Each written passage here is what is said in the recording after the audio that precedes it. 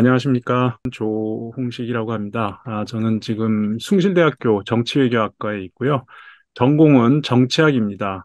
그리고 정치학 안에서 주로 유럽 정치, 프랑스 정치 이런 쪽을 많이 하고 있고요. 제가 가지고 온 주제는 프랑스에서 2017년에 마크롱의 등장과 마크롱으로 인한 어떤 정치적 변화 또는 마크롱이 상징하는 정치적 변화 뭐 이런 부분에 대해서 좀 여러분들하고 이야기를 나누려고 합니다.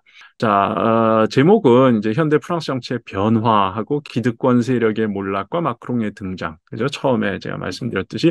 그러니까 마크롱의 등장은 2017년부터 지금까지 한 6년 정도의 시기다. 이렇게 볼 수가 있을 것 같고요. 여기는 제가 자유 해가지고, 이제 들라크루아의 그림이고, 프랑스 혁명을 상징하는 그림이고, 뭐 이 그림은 아마 여러분들이 자주 보셨을 겁니다. 프랑스에 관한, 또는 혁명에 관한, 자유에 관한, 시민들의 투쟁에 관한 이런 상징으로서 이 그림이 갖고 있는 그 가치가 있고 많이 보셨을 겁니다. 제가 이 그림을 가지고 오는 이유는 우리가 프랑스 정치를 생각할 때 아마 혁명의 나라, 혁명의 정치, 뭐 프랑스 정치하고 혁명이라는 그 개념하고는 서로 떼어놓고 생각할 수 없는 그런 주제인 것 같아서 제가 가지고 와 봤고요. 우리 한국도 이제 민주주의를 지향하는 나라로서 이제 민주주의의 역사나 현대 민주주의에 대해서 많이 생각을 하게 되는데, 자, 그럼 민주주의의 모델은 어떤 나라가 있을까? 굉장히 많은 모델이 있겠죠. 그러나 역시 그 기원으로 찾아가 본다면 가장 오랫동안 가장 전형적으로 민주주의를 한 나라가 어떤 나라일까 생각해 본다면 아마 세 개의 모델로 좀 좁혀지지 않을까 싶습니다.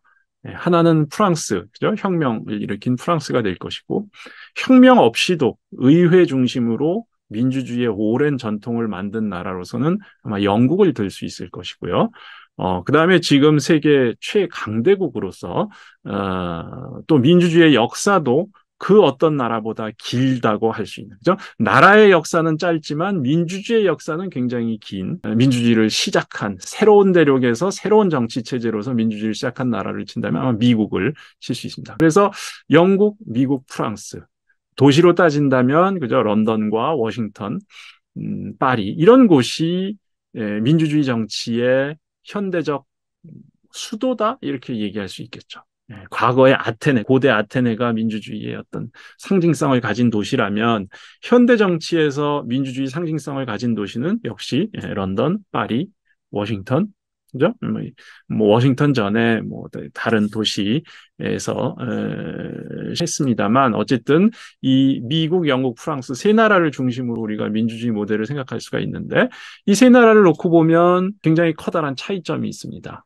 프랑스는 제가 말씀드렸듯이 혁명의 나라죠.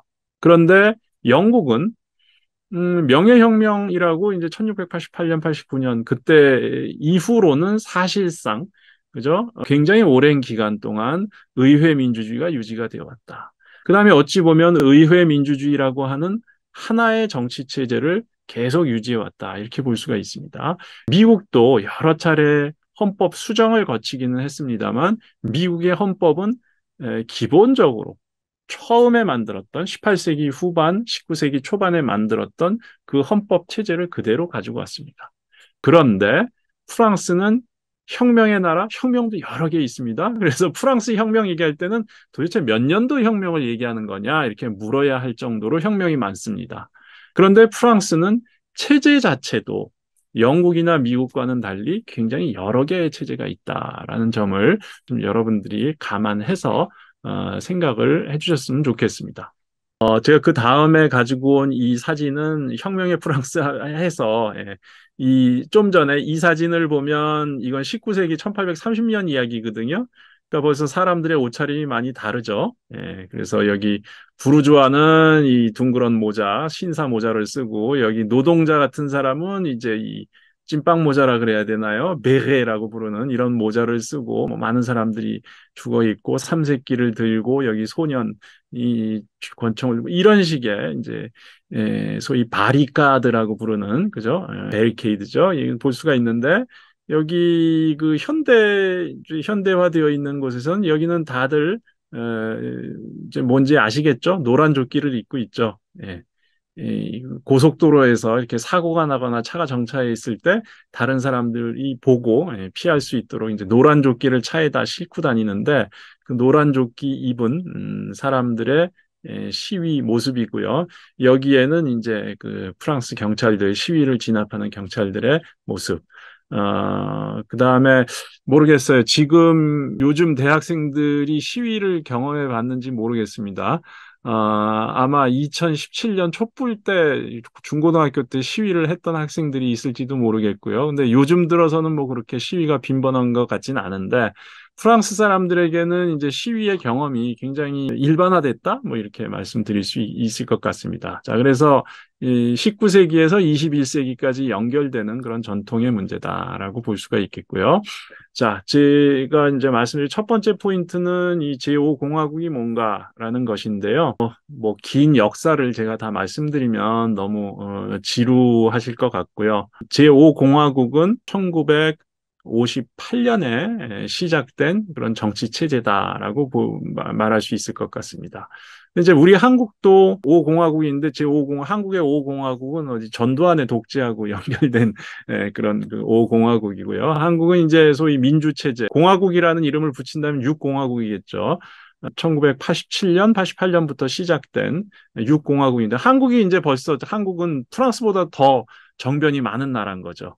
그래서 프랑스 아직 5공화국인데 한국은 이미 6공화국이니까 한국이 프랑스를 추월했다. 이렇게 볼 수가 있습니다. 저는 이제 한국인으로서 프랑스를 공부하니까 이 두 개를 참 비교하면서 재미있는 것을 많이 느끼는데, 자, 공화국의 수로 우리가 그들을 추월했고, 그 다음에 프랑스는 원래 제5공화국의 대통령이 이제 7년이었거든요, 임기가. 7년 동안 하다가 한국도 제5공화국의 7년이었죠. 예, 전두환 이런 서로 오고 가는 서로 빌려주는 그 제도적 수출입 현상이 많이 일어나고 있는데요. 근데 한국에서 먼저 5년을 했어요. 근데 프랑스가 한국을 따라왔습니다. 그래서 프랑스도 7년을 하다가 이제 다시 이 5년제를 하게 됐고 또 재미있는 현상은 한국하고 프랑스하고 5년제 대통령 선거가 같은 해에 치러집니다. 예, 그래서 한국하고 프랑스가 뭐가 이렇게 무슨 인연이 있는 것 같아요. 게다가 2017년에 한국에서 촛불 시위 혁명이 일어난 다음부터는 이 계절도 똑같아졌어요. 그래서 같은 해 봄에 대통령 선거를 치르는 한국과 프랑스의 이 공화국, 두 나라의 공화국이 동시화되었다. 뭐 이렇게 말씀드릴 수 있을 것 같습니다. 자, 우리는 독재를 뒤집어 엎고, 그죠? 민주 체제를 세운, 그래서 지금 현재의 체제를 만들었는데, 자, 그럼 프랑스 제5공화국은 어떤 특징을 가졌느냐? 프랑스 제5공화국은 3공화국과 4공화국에 이어서 제5공화국이 이루어지는데 어찌 보면 3, 4공화국은 별 차이가 없습니다. 자, 프랑스의 3, 4공화국은 간략하게만 말씀드리면 시기적으로는 1870년대부터 1958년까지 그러니까 한 100년 거의 가까운 시기 동안 유지가 됐고요. 3, 4공화국은 중간에 1940년부터 44년까지 이렇게 소위 BC 정권으로 잘라지는데요. BC 정권 전이 3공화국, BC 정권 뒤가 4공화국 이렇게 보시면 됩니다. 그런데 BC 정권으로 잘라지긴 했지만 3공화국이건 4공화국이건 똑같은 특징을 갖고 있는 건 뭐냐 하면 의회가 정부를 만들어내는 그러니까 의회 민주주의 또는 의원 내각제라고 이제 또 부르기도 하죠. 정말 의회 민주주의, 의원 내각제의 특징은 의회에서 다수를 가진 당이 정부를 만들어낸다는 그런 특징이거든요.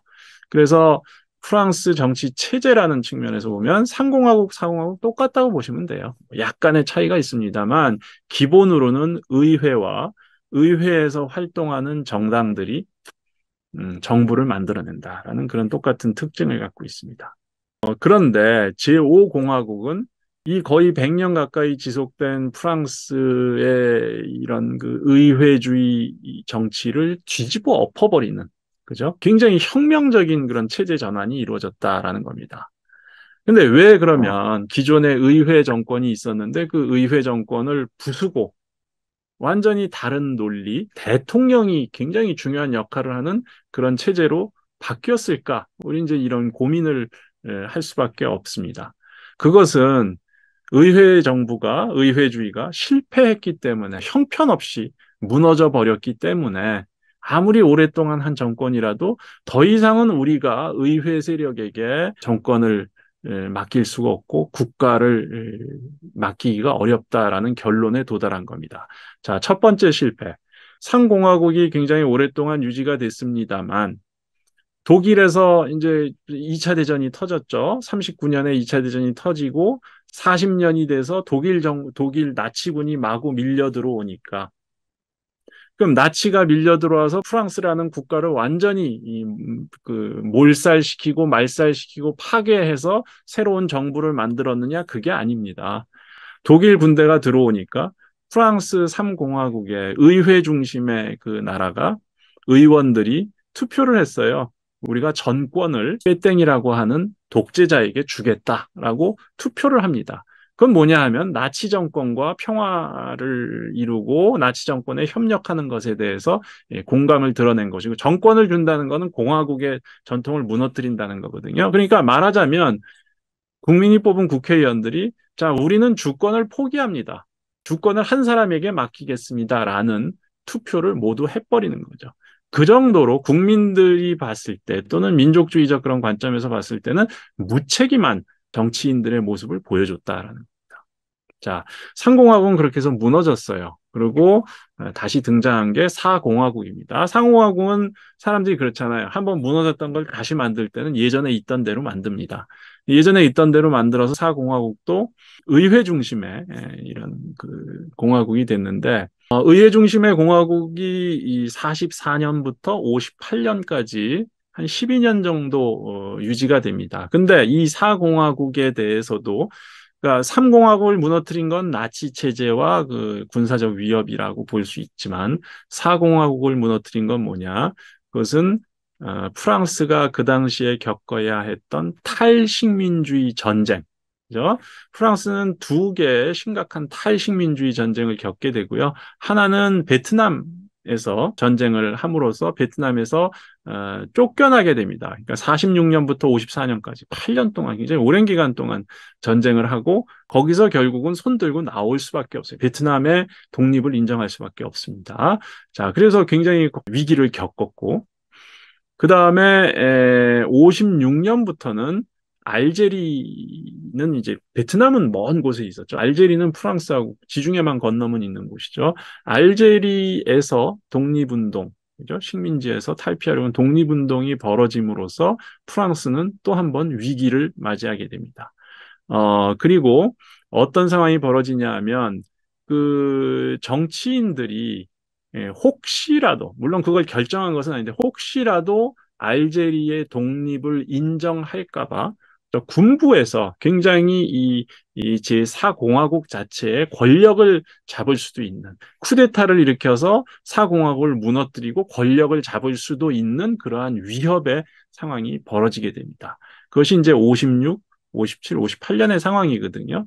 그러니까 군부가 나라를 쿠데타를 통해서 정권을 잡으려고 하는 그런 위험의 상황에서 결국 사공화국의 국회의원들도 삼공화국의 국회의원들과 마찬가지로 한 명의 구세주에게 한 명의 믿을 만한 그들이 생각할 때 믿을 만한 사람에게 전권을 줌으로써 공화국을 어떻게 살려보겠다. 또는 뭐 좋게 보면 그렇지만 또 비판적으로 보면 무책임한 것이죠. 여기서도 무책임하게 어떤 한 사람에게 정권을 줌으로써 국민이 자신들에게 준 그런 권리를 포기하는 그런 모습을 보여주게 됐고요. 그래서 사공화국의 마지막 총리가 드골입니다. 그리고 5공화국의 첫 번째 대통령이 드골이 되는 거죠. 그러니까 드골은 4공화국의 의원들로부터 전권을 이어받아서 알제리 문제를 해결하고 군부를 좀 잠재우고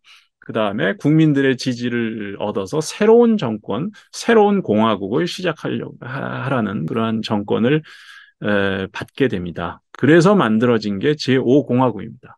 그래서 제가 이 그 배경을 설명드리는 것은 프랑스는 100년 가까이 의회 중심의 정치 체제를 가졌지만 두 번이나 나라를 거의 망하게 만들었기 때문에 결국은 에, 의회제하고는 정반대되는 대통령 중심제로